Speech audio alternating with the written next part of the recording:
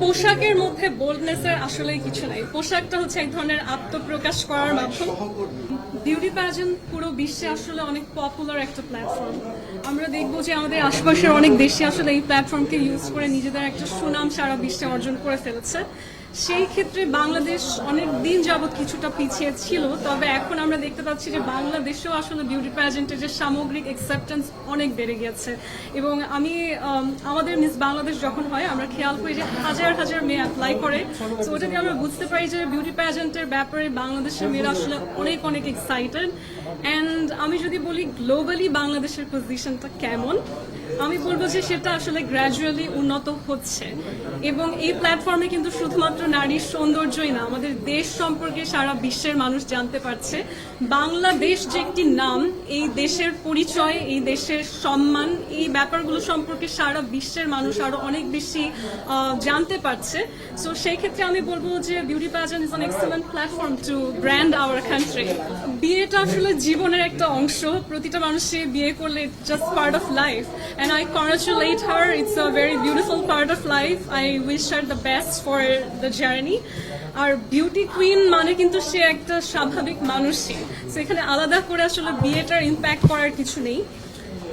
এক একটা বিউটি প্যাজেন্টে এক একটা রুলস থাকে, যেরকম এক একটা ইউনিভার্সিটি অ্যাডমিশনের এক একটা রিকোয়ারমেন্ট থাকে।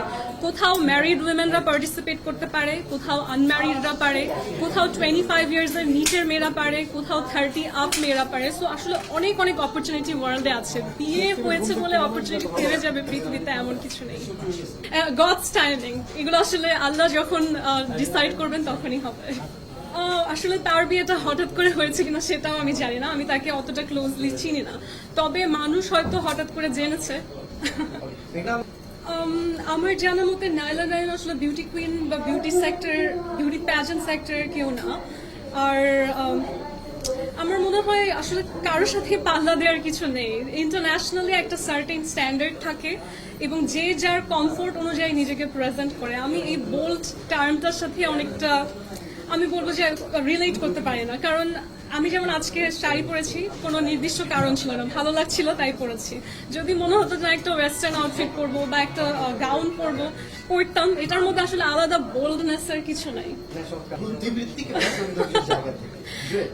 আমি আসলে মনে করি সৌন্দর্য জিনিসটা ভেতর থেকে প্রতিফলিত হয়। এখন অলসো আমাকে যে দেখছে তার সৌন্দর্যের ধারণা অনুযায়ী সে আমাকে মার্ক করতে পারে যে সে অনেক সুন্দর বা অনেক সুন্দর না। কারো কারোর কাছে মনে হতে পারে আমি ক্ষুদ্রহীন অনেক সুন্দর, কারো কাছে মনে হতে পারে এ আবার সুন্দর। সো এটা আসলে beauty lies in the eyes of the বিহোল্ডার। যে এই প্রশ্ন করছে সে বলতে পারবে আসলে আমি কতটা সুন্দর। I think Mou would be the perfect answer. She is beautiful, she is graceful এবং অনেক প্রজন্ম ধরে আমরা তাকে দেখছি, এখনো she is fit and going. প্রিয় মানুষের উদ্দেশ্যে একটা লাইন বলে শেষ করবে। প্রিয় মানুষ,